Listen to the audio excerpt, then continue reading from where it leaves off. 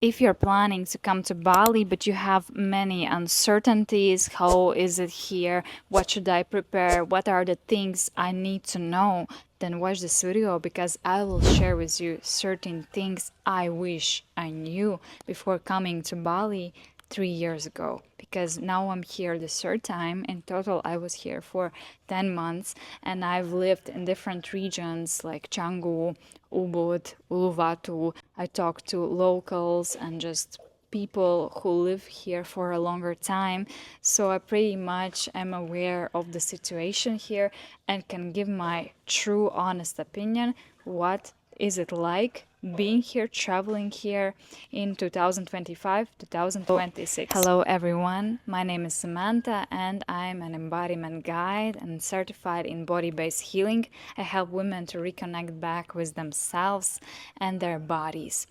And regarding Bali, I came here first time when I was 22 years old in 2022 because I went to freelance and decided I want to live my life as I want to live it. And I always dreamed of spending winter somewhere in a warm place. I'm from Europe, Latvia, so it's quite cold there, and we even have jokes that on November Latvians get depression. So it's pretty common that the atmosphere is not that positive there. So I thought, okay, this seems impossible, but I need to take a leap of faith and go to Bali. So I went with a one-way ticket, and this completely blew my mind.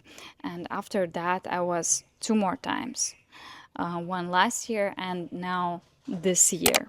So in today's video, I will share with you both practical and also just mindset and spiritual things I wished I knew before coming here. The first thing I just would say myself, girl, it is so possible to do it, because to me it seemed impossible. I thought only people who are super rich, famous, can go to Bali and spend winter there. Then you need to be some very special person. But I just want to normalize this, that in the 21st century there are so many opportunities and ways how you can get here and fulfill your dream if you have. So I would say to myself, Samantha, go. Everything will unfold in the best possible way. But if you can, please prepare also some savings this time. The second thing is a more practical one. I would really suggest to download the app Currency and the app Gojek before you come to Bali. First of all, because when you come, you don't have that good of an internet, you only have the Wi-Fi, and it will be much more convenient when you already have these apps. The Currency app shows you the currencies, what is your local compared to Indonesian rupees. So it's very useful because at first you're very confused. Second app, Gojek, is the taxi app. If you don't want to get very high rates at the airport and want to have this convenient departure from airport, just download it and it's super easy to get affordable driver there. Number 3, I wish I knew that it's generally very safe here, because before I came here, many people told, oh, it's so dangerous, people from different religion, and it can be very unsafe for a girl alone. But let me tell you, it's quite safe here. The locals are so sweet, one of the best nations I've ever met. And if you don't party, if you don't go to places where there are certain types of people who just want to party and have fun, then in other areas it will be mostly safe. Of course, don't go all loose and in the flow, but I think compared to many other cities in Europe and even in US, I think it's a pretty safe place. Number 4. If you're coming for more than 1 month, it's much cheaper to rent at least for 1 month, and even cheaper if you don't do it on Booking or Airbnb, but you search on Facebook or even go to the neighborhood you like, go to each door and talk to the owners, and they give usually very nice offers, personalized to you. Actually, that's how me and my friends found amazing guest house with a panoramic view to the jungles.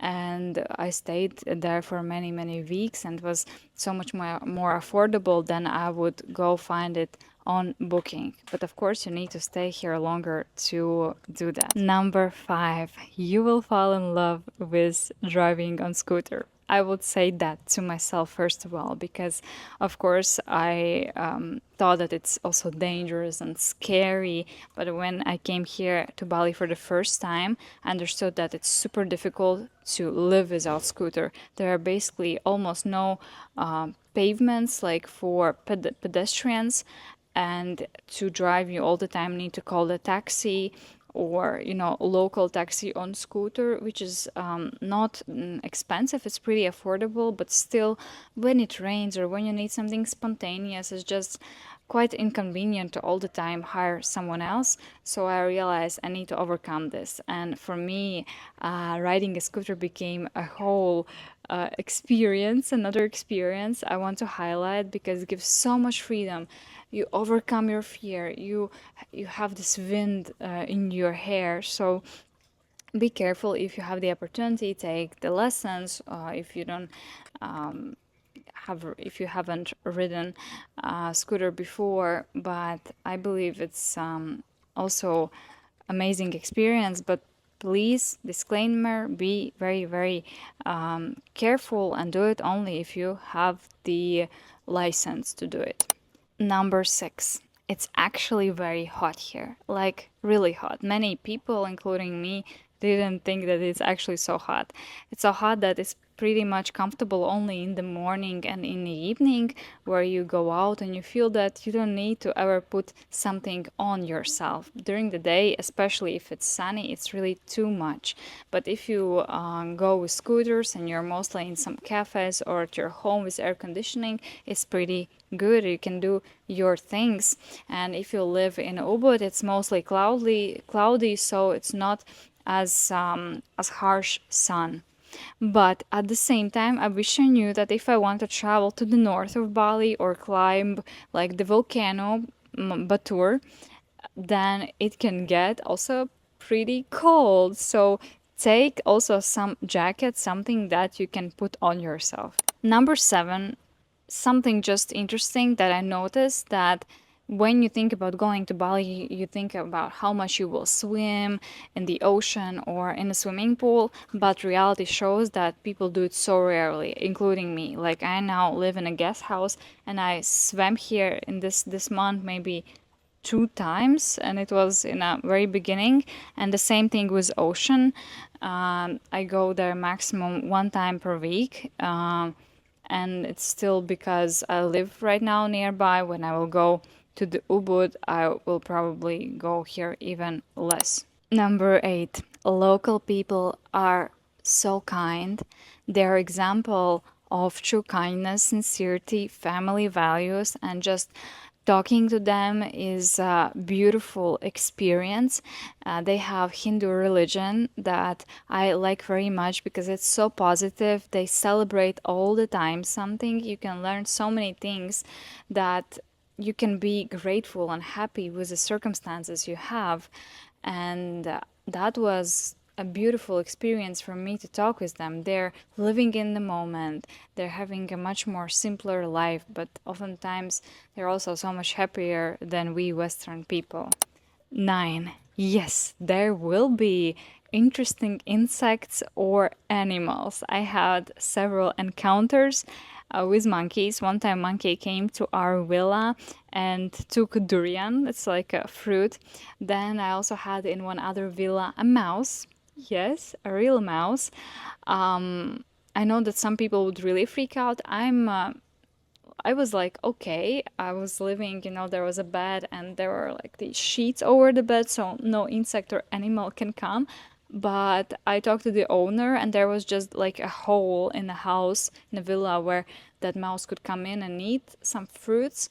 And yeah, now I think about it, sounds pretty creepy. At that moment, I was like practicing my trust. And so the lesson here for me that all these, insects and animals will teach you trust, and accept also that it is nature, and nothing scary will happen to you. Then it is not as cheap as you think. While Bali was cheap, I think 5-10 years ago, now the prices has have gone pretty much up, especially prices on accommodation, on villas, guest houses.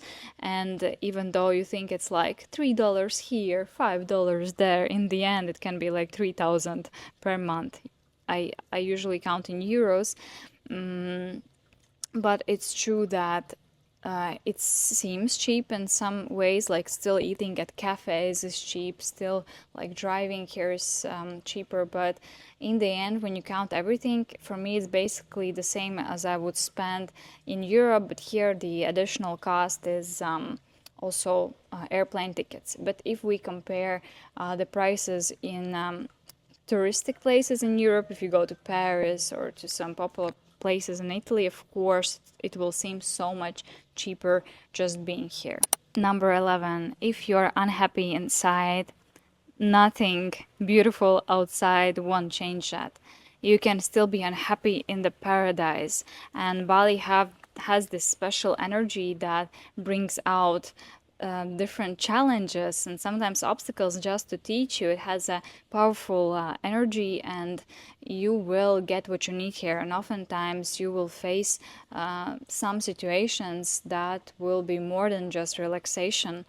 And that does also shows that you can't run away from yourself, you can't run away from your problems. So as long as you keep working on yourself, then your Bali stay will be amazing. If you wish Bali or any other place to solve all your problems, it won't happen there. Number 12, it's connected with 11, that Bali has this powerful energy and can have mystical experience. Like here, so many things are unpredictable, and try not to overplan here, because many things happen spontaneous. And here there is this magnetic field, the flow, where you sometimes accidentally end up in the right place at the right time. So trust that and allow the Bali magic to happen. Number 13, in some places you can really find a lot of dirt and trash and plastic. Local people still don't really understand how to recycle it, where to throw it, and they don't have this cleanliness culture established yet. Another thing, that the island is rapidly developing, so there's a lot of construction, a lot of still things in the process, and it's something you just need to accept. And generally, if you don't know exact places where to go, you might be disappointed in Bali, because it's not like, everywhere and everything super clean and polished as maybe some other developed cities. So that was it. I will have another video about is it worth coming to Bali. I will talk more about the prices and expenses, so subscribe. And I have some other Bali videos I will leave down below, and somewhere here. Comment below when you're going to Bali, or if you were to Bali, then what is one thing you wish you knew, what is something that surprised you, and see you in my next video. Bye.